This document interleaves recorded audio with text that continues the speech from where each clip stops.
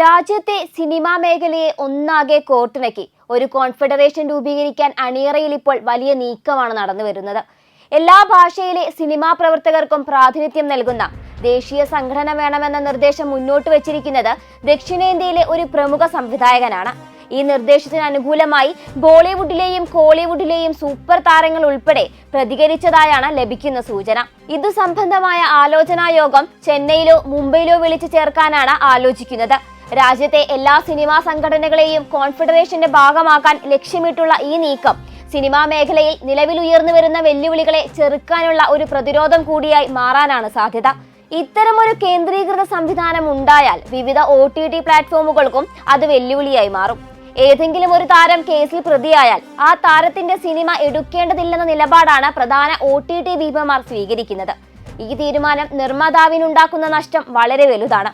100 കോടിയോളം ചിലവിട്ട വിവിധ ഭാഷകളിലായി ഗോകുല മൂവീസ് പുറത്തിറക്കുന്ന കത്തനാർ എന്ന സിനിമയുടെ OTT വിൽപ്പന നായകനായ ജയസൂര്യ സ്ത്രീപീഡന കേസിൽ പ്രതിയായതോടെ ത്രിശങ്കുവിലാണ്. നിവിൻ പോളി അഭിനയിക്കുന്ന സിനിമകൾക്കും ഇതേ ഭീഷണി നിലവിലുണ്ട്. ഏതെങ്കിലും ഒരു സ്ത്രീ വെളിപ്പെടുത്തൽ നടത്തുകയും പരാതി നൽകുകയും ചെയ്താൽ ആ നിമിഷം കേസെടുക്കുന്ന നിയമമാണ് നമുക്കുള്ളത്. ഈ പഴുതുപയോഗിച്ച് യഥാർത്ഥത്തിൽ തെറ്റു ചെയ്യാത്തവർ പോലും കേസിൽ പ്രതിയാകുന്ന അവസ്ഥയുണ്ടെന്നാണ് സിനിമാ മേഖലയിലെ വിവിധ സംഘടനകളും ചൂണ്ടിക്കാട്ടുന്നത്.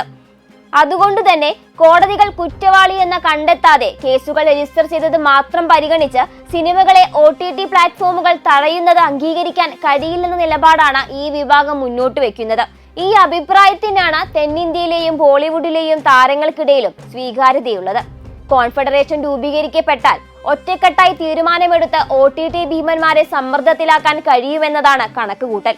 ഇതിനു പുറമെ സിനിമാ മേഖലയെ തകർക്കാൻ ലക്ഷ്യമിട്ട് നടക്കുന്ന ശക്തികളെ ഒറ്റപ്പെടുത്താൻ കഴിയുമെന്ന വിലയിരുത്തലും പുതിയ നീക്കത്തിന് പിന്നിലുണ്ട്. വെളിപ്പെടുത്തൽ എന്ന രൂപത്തിൽ ജൂനിയർ ആർട്ടിസ്റ്റുകളുടെ പ്രതികരണങ്ങൾ പുറത്തുവിടുന്ന മാധ്യമശൈലിയിലും സിനിമാ സംഘടനകൾക്ക് രോഷമുണ്ട്.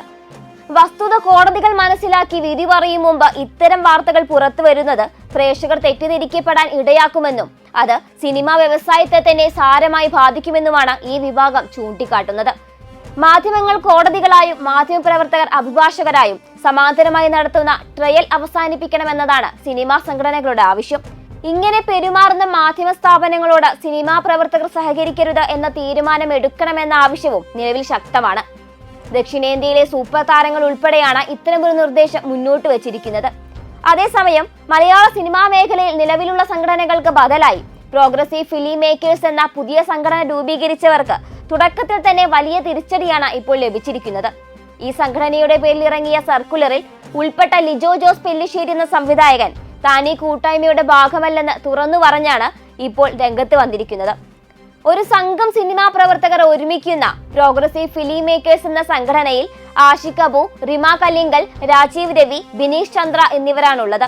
സംവിധായകൻ വിനയനും ഈ സംഘടനയിൽ ചേരുമെന്ന് പ്രഖ്യാപിച്ചിട്ടുണ്ട്.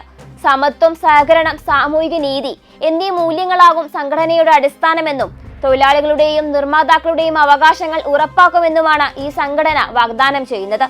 പുതിയ സംഘടനയുടെ ഭാഗമായവരെല്ലാം തന്നെ നിലവിൽ സിനിമാ രംഗത്തുള്ള പ്രമുഖ സംഘടനകളായ അമ്മയ്ക്കും ഫെഫ്കയ്ക്കും എതിരായ നിലപാട് സ്വീകരിക്കുന്നവരാണ്. അതുകൊണ്ട് തന്നെ പ്രോഗ്രസീവ് ഫിലിം മേക്കേഴ്സ് എന്ന സംഘടന നിലവിലുള്ള സംഘടനകൾക്ക് ഭീഷണിയാണെന്ന് കരുതാനും വയ്യ. എന്നാൽ ഇവർ തമ്മിലുള്ള ഭിന്നത അപ്രഖ്യാപിത വിലക്കിന് കാരണമായാൽ പുതിയ സംഘടനയുമായി സഹകരിക്കുന്നവരെയാണ് അത് ശരിക്കും ബാധിക്കാൻ പോകുന്നത്. നിലവിൽ താരസംഘടനയായ അമ്മയോട് തെറ്റിപ്പിരിഞ്ഞ് WCCയിൽ അംഗമായവർക്ക് സിനിമകൾ ലഭിക്കാത്ത സാഹചര്യമാണുള്ളത്. ഇത് WCC അംഗങ്ങൾ തന്നെ പരസ്യമായി പറഞ്ഞിട്ടുള്ള കാര്യവുമാണ്. ഈ പശ്ചാത്തലം കൂടി മനസ്സിലാക്കിയാണ് പ്രമുഖ സംവിധായകനായ Lijo Jose Pellissery progressive film makers എന്ന സംഘടനയിൽ നിന്നും പിന്മാറിയതെന്നാണ് ലഭിക്കുന്ന സൂചന. രാജ്യത്തെ വിവിധ സിനിമാ സംഘടനകളുടെ കൂട്ടായ്മ കൂടി വരുന്നതോടെ നിലവിലെ സംഘടനകൾക്കാണ് കരുത്ത് വർദ്ധിക്കുക.